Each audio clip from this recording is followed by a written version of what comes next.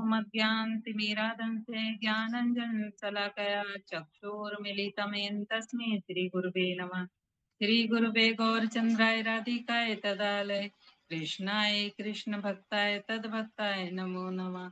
नमो ॐ विष्णुपादाय कृष्णप्रेष्ठाय भूतले श्री श्रीमद्भक्ति वेदांत श्री सिद्ध गोस्वामी नाम्ने वाञ्छा इति नाम्ने सॉरी क्षमा करिए। ओम अज्ञानतिमिरान्धस्य ज्ञानाञ्जनशलाकया चक्षुरुन्मीलितं तस्मै श्रीगुरुवे नमः। श्रीगुरुवे गौरचन्द्राय राधिकाय तदालय कृष्णाय कृष्णभक्ताय तद्भक्ताय नमो नमः। नमो ॐ विष्णुपादाय कृष्णप्रेष्ठाय भूतले श्री श्रीमद्भक्ति वेदांत श्री सिद्ध गोस्वामी नाम्ने विष्णुपदाय नमः। राधिकाय प्रियात्मने श्री श्री श्री श्री श्री श्री शीला नारायण गोस्वामी नाम्ने वांछा कल्पतरुभ्यश्च कृपा सिन्धुभ्यश्च पतितानां पावनेभ्यो वैष्णवेभ्यो नमो नमः। नित्यानंद नमस्तुभ्यं प्रेमानंद प्रदायिने कलो कल्मषनाशाय जानवापते नमः। नमो महाबदन्याय कृष्ण प्रेम प्रदायते कृष्णाय कृष्ण चैतन्य नामने गौरते विचे नमः। हे कृष्ण करुणा सिंधु दीन बंधु जगतपते गोपीश गोपिका कांत राधा कांत नमस्तुते। तप्त कांचन गौरांगी श्री राधे वृंदावनेश्वरी वृषभानुसुते देवी प्रणमामि हरिप्रिय वृंदाय तुलसी देव्याय प्रियाय केशवस्य च कृष्ण भक्ति प्रदे देवी सत्यवत्ते नमो नमः। श्री कृष्ण चैतन्य प्रभु नित्यानंद श्री अद्वैत गदाधर शिवासादि गौर भक्तवृंद हरे कृष्ण कृष्ण कृष्ण हरे हरे हरे राम राम राम हरे हरे हरे कृष्ण कृष्ण कृष्ण हरे हरे हरे राम राम राम हरे हरे। मैं सर्वप्रथम अपने गुरुदेव ओम विष्णुपाद अष्टोत्तर शत श्री श्रीमद् भक्ति वेदांत श्रीधर गोस्वामी गुरु महाराज जी के चरणों में अनंत कोटि दंडोत प्रणाम ज्ञापन करती हूँ। तत्पश्चात जय नित्य लीला पर ओम विष्णुपाद अष्टोत्तर शत श्री श्रीमद् भक्ति वेदांत नारायण गोस्वामी के अभय चरणों में अनंत कोटि दंडोत प्रणाम ज्ञापन करती हूँ। उनसे आयतों की कृपा की वांछा करती हूँ। और तत्पश्चात संजय प्रभु मल्लिका अर्जुन प्रभु के चरणों में अनंत कोटि दंडोत प्रणाम और आप सभी वैष्णवियों के चरणों में अनंत कोटि प्रणति स्वीकार हो। हरे कृष्ण। तो आज एकादशी है, माधव तिथि की जय, भक्ति जननी की जय। और एकादशी तिथि माधव तिथि की जय। तो इसमें एकादशी के महत्व के बारे में बताएंगे। तो पद्म पुराण में एक समय श्री जैनवी ऋषि अपने गुरु वेद व्यास जी से पूछते हैं कि ये एकादशी जो व्रत है वो किससे उत्पन्न हुई, इसका व्रत पालन करने का क्या विधि है, और ये व्रत कब करना चाहिए, कौन से देवी देवताओं के लिए व्रत किया जाता है, और इसका पालन न करने से कौन सा दोष लगता है। तो जैनवी ऋषि ये प्रश्न पूछ रहे हैं।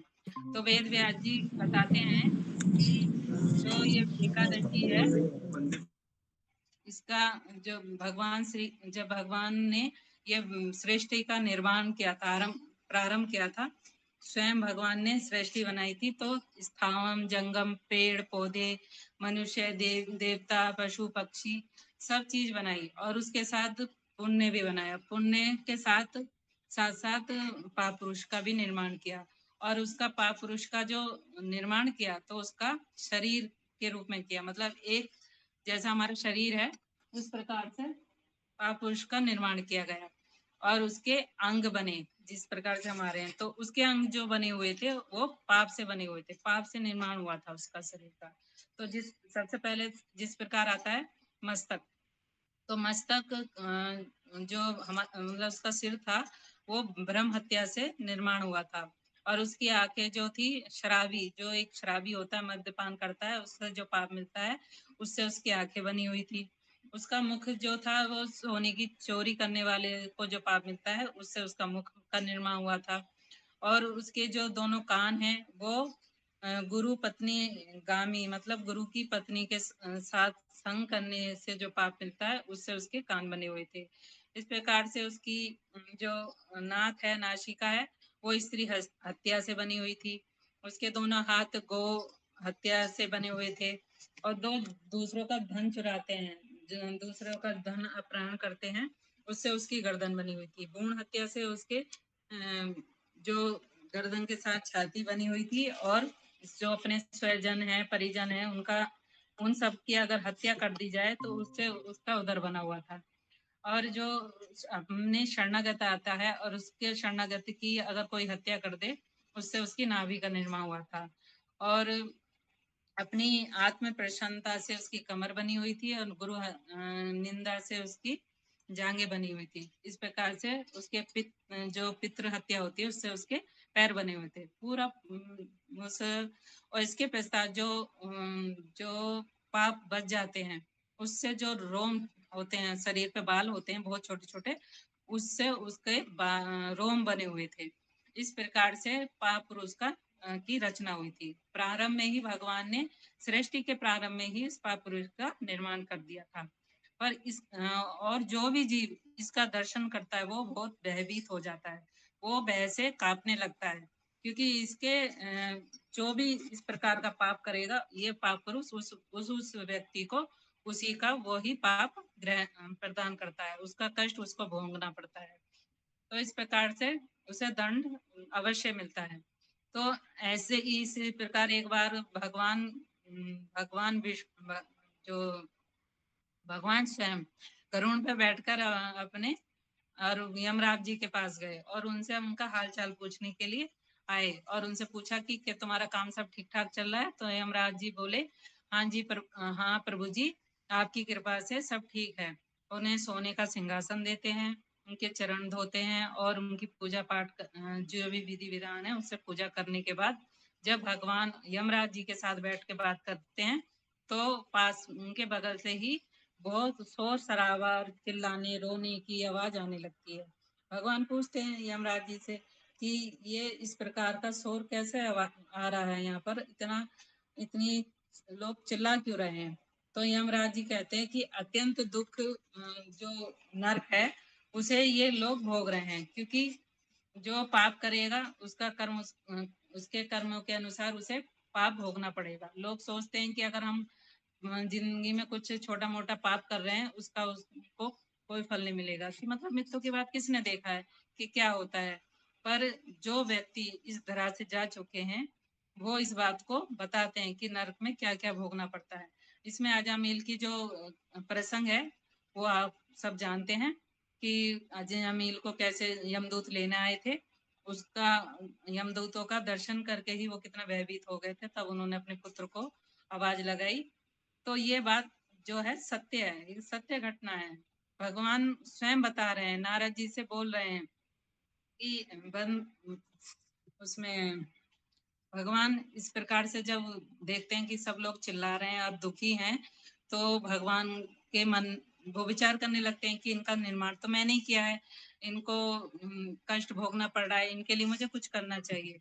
तो उनका हृदय दबित हो जाता है। चित्र दबित होने के कारण उनसे स्वयं एक देवी प्रकट होती है उनके हृदय से, और वो एक देवी का रूप धारण करके स्वयं एकादशी के रूप में भगवान श्री कृष्ण उत्पन्न होते हैं। और एकादशी जो होती है वो सबसे बोलती है कि तुम एकादशी का व्रत करो और तुम्हारे कष्ट दूर हो जाएंगे। वो इतनी करुणा में हो जाती है कि सबके कष्ट को देखकर कहती है तुम एकादशी का पालन करो और उससे तुम्हारे सारे कष्ट दूर हो जाएंगे। तो इस प्रकार इस व्रत को सर्वश्रेष्ठ बताया गया है, क्योंकि भगवान स्वयं एकादशी के रूप में आए हैं। तो भगवान से बढ़कर कौन हो सकता है? अन्य देवी देवता कौन है? जैसे हनुमान जी हैं तो भगवान के सेवक हैं, और माया को वो जो देवी है माया है, और मायापति कौन है? भगवान श्री कृष्ण। और शिव कौन है? यथा नाम वैष्णव नाम यथा शंभु। तो और वो अपने मस्तक पे जो धारण करते हैं गंगा जल, जो चरणामृत है, भगवान का चरणामृत को अपने मस्तक पे धारण करते हैं, तो उन्हें बोला भी जाता है गंगाधर शिव। तो इस प्रकार से सारी देवी देवता भगवान की सेवा में लगे हुए हैं, तो भगवान से बढ़कर और कौन हो सकता है? तो इस एकादशी का पालन अवश्य ही करना चाहिए सबको, नहीं करने से उसका कष्ट उसे भोगना पड़ेगा। तो इस प्रकार से भगवान जब सब बैकुंठ जाने लगे तो यमराज का जो काम था सारा रुक गया। वो कहने लगे अब हम क्या करें? इस प्रकार से वो ब्रह्मा जी के पास गए और जो पापुरुष था वो भी भगवान के पास गया कि मेरे लिए तो कोई स्थान ही नहीं बचा, और मेरा तो कोई आश्रय ही नहीं है।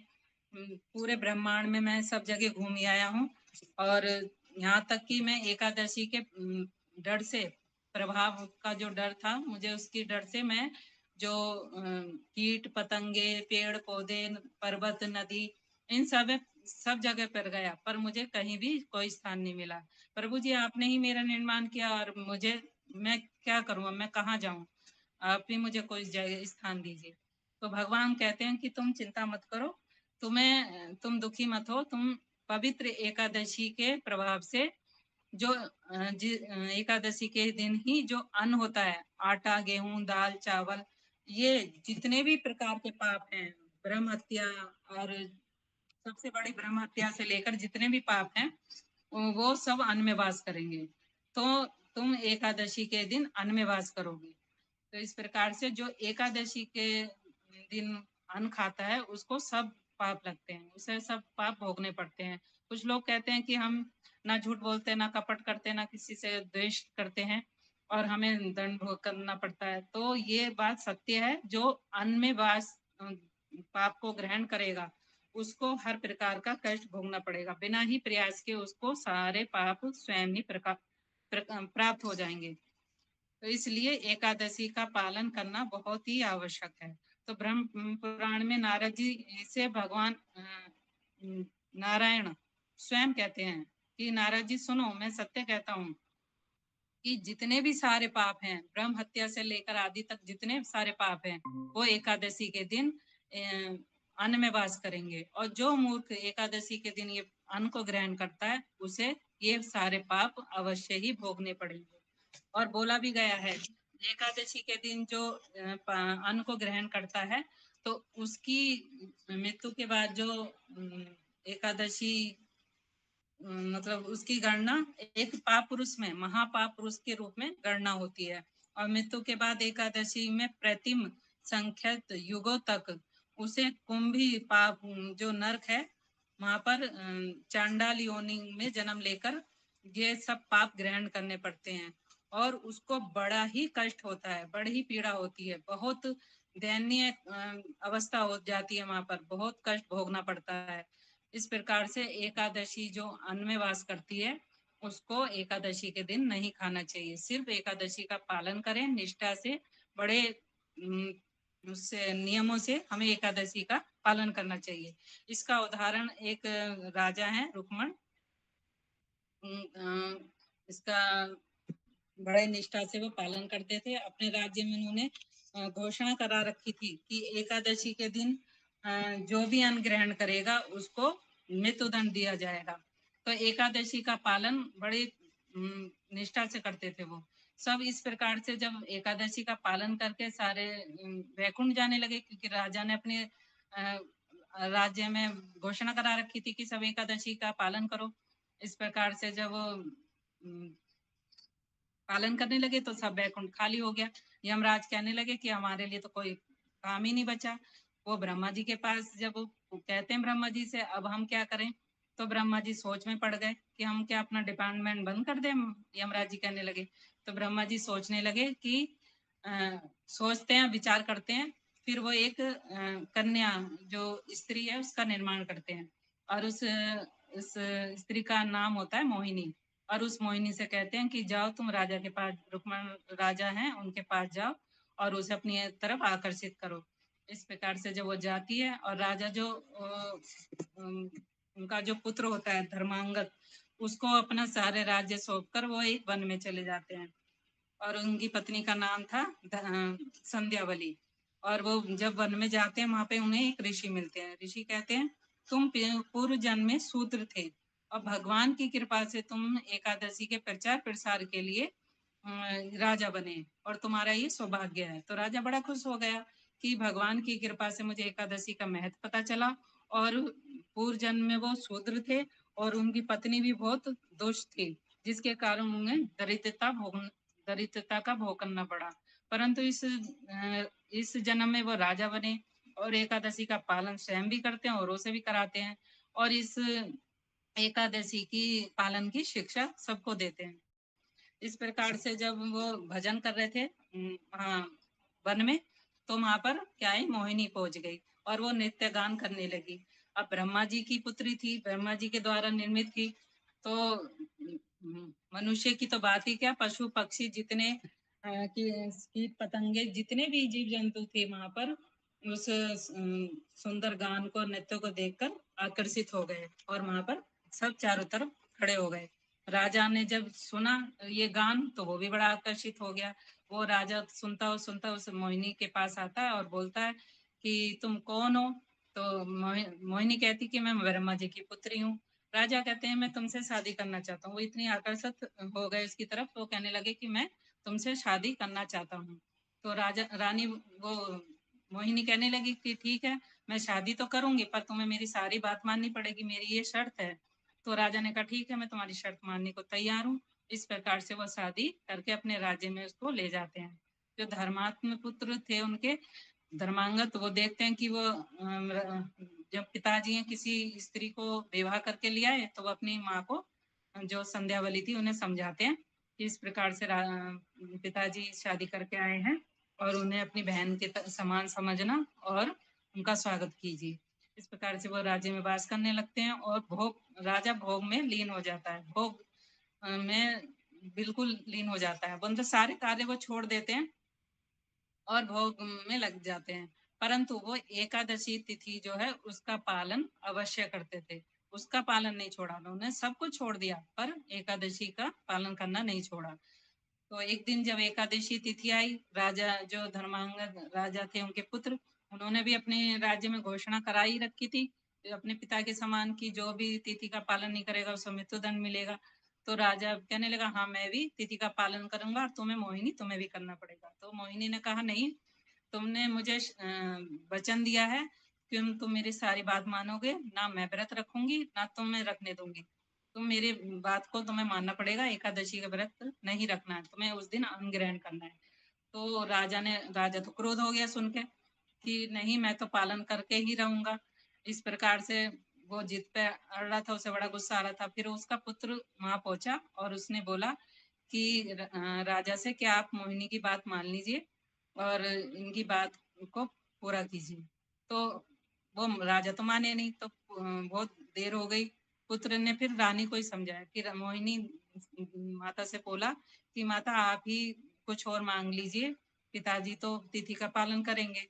तो रानी ने बोला ठीक है, अगर ये तिथि का ही पालन करना है तो मुझे राजा से बोलती है राजा की तुम अगर तुम्हें तिथि का पालन करना है परंतु तुमने वचन दिया था और तुम वचन का पालन नहीं करोगे तुम्हें नर्क भोगना पड़ेगा। तो राजा ने बोला कोई बात नहीं, मैं नर्क भोगने को तैयार हूँ पर तिथि का पालन करूंगा। तो मोहिनी बोलती है ठीक है, अगर तुम्हें तिथि का पालन करना ही है तो मुझे अपने पुत्र का शीश काट के दो, तब तुम तिथि का पालन कर सकते हो। इसके बदले मुझे तुम्हारे पुत्र का शीश चाहिए। तो राजा तो बड़ा भयभीत हो गया कि कोई माता पिता अपने पुत्र को कैसे शीश काट सकते हैं, ये तो उनके लिए बहुत बड़ी बात थी। परंतु उनके जो पुत्र थे उन्होंने कहा कोई बात नहीं पिताजी, आप मुझसे मोह मत कीजिए, क्योंकि देखो पहले के जो व्यक्ति थे वो इतने धर्मांगत थे, वो धर्म के लिए अपना अपना आप को भी बलिदान करने को तैयार थे। तो इस प्रकार से उन्होंने कहा कि आप मुझसे मोह मत कीजिए और मोहिनी को मेरा शीश काट के दे दीजिए। और जो उनकी माता थी संध्यावली, वो भी अपने हाथ में तलवार लेके आती है और कहती है आप तिथि का पालन कीजिए और मेरे पुत्र का शीश दे दीजिए। इस प्रकार से वो राजा अपने हाथ में तलवार लेता है। जैसे ही वो तलवार से पुत्र का शीश काटने के लिए तैयार होता है, जब ही वहां पर गरुड़ पे बैठ के भगवान स्वयं आते हैं और स्वयं प्रकट होते हैं और उनसे कहते हैं कि मैं तुम्हारी एकादशी पालन तिथि से बहुत प्रसन्न हूँ। एकादशी का पालन तुमने पूरी निष्ठा से और ईमानदारी से किया है और ये जो मोहिनी है ये तुम्हारी परीक्षा के लिए आई थी। मैं ब्रह्मा जी द्वारा ये भेजी गई थी क्योंकि यम पूरा खाली हो गया था, इस वजह से तुम्हारी परीक्षा ली जा रही थी। तो फिर भगवान कहते हैं मैं स्वयं तुम्हें लेने आया हूँ, तुम अपने परिवार सहित मेरे गरुड़ पर बैठ जाओ। तो एकादशी की तिथि पालन करने का इतना बड़ा महत्व है कि जो भी एकादशी तिथि का पालन करेगा उसको वैकुंठ की प्राप्ति अवश्य होगी। भगवान स्वयं आएंगे, भगवान इतने प्रसन्न हो जाते हैं उससे कि वो उसको तिथि के पालन का फल अवश्य प्रदान करते हैं। तो इसलिए हमें अपनी पूर्ण निष्ठा के साथ तिथि का पालन करना चाहिए और तिथि का पालन भी इस प्रकार नहीं करना कि बस उपवास किया और खाली पेट रहे और ये तिथि का पालन हो गया। इस प्रकार से नहीं करना चाहिए। मतलब उपवास का अर्थ है भगवान के निकट वास, मतलब भगवान के ही समय वास। और वो वास कैसे होगा? भगवान का कीर्तन, उनकी कथा, श्रवण, रूप, लीला का सबका चिंतन करने से तिथि का पालन होगा। उनका जो हम हरिनाम करते हैं उसे पूरी विधि विधान से जितनी हम 16 माला अगर करते हैं तो उससे अधिक करने का प्रयास करना चाहिए। इस प्रकार से हमें तिथि का पालन करना है। खाली भूखा रहने से तिथि का पालन नहीं होता है। इसमें तो नियम भी बताएं, क्योंकि पहले जमाने में तो क्या होता है, शरीर हष्ट-पुष्ट थे और पहले के जो लोग थे बड़े कड़ी में उससे निष्ठा से तिथि का पालन करते थे कि एकादशी से एक दिन पहले अन्न ग्रहण नहीं करना किया जाता था। रात को एक समय फल आहार लेते थे और अगले दिन निर्जला, जल तक नहीं पीते थे, निर्जला व्रत रखते थे और द्वादशी के ही दिन समय पे पारण करते थे। समय होता है अगले पारण का, उसी समय पर पारण किया जाता था। अब पारण भी समय पर करना चाहिए, क्योंकि अगर हम जैसे डॉक्टर के पास गए और वहां पे डॉक्टर ने दवाई दी और डॉक्टर की दवाई लेकर हमने उसे अलमारी में रख दे, उसे ग्रहण नहीं करें, तो हमें वो क्या सही कर पाएगी? फल देगी? नहीं देगी। इसी प्रकार से अगर आप एकादशी तिथि का पालन तो कर रहे हो, पर उसका पारण सही समय पर नहीं कर रहे हो, तो उसका फल प्राप्त नहीं होता। इसलिए हमें पूरी निष्ठा से और समय पर पारण कर कर अपने एकादशी का पालन करना चाहिए। और यहीं मैं विश्राम करती हूँ अपनी वाणी को। वांछा कल्पतरुभ्यश्च कृपा सिंधुभ्यः च पतितानां पावनेभ्यो वैष्णवेभ्यो नमो नमः। हरे कृष्णा। सभी को दंडवत प्रणाम और त्रुटि के लिए क्षमा कीजिए थोड़ा। हरे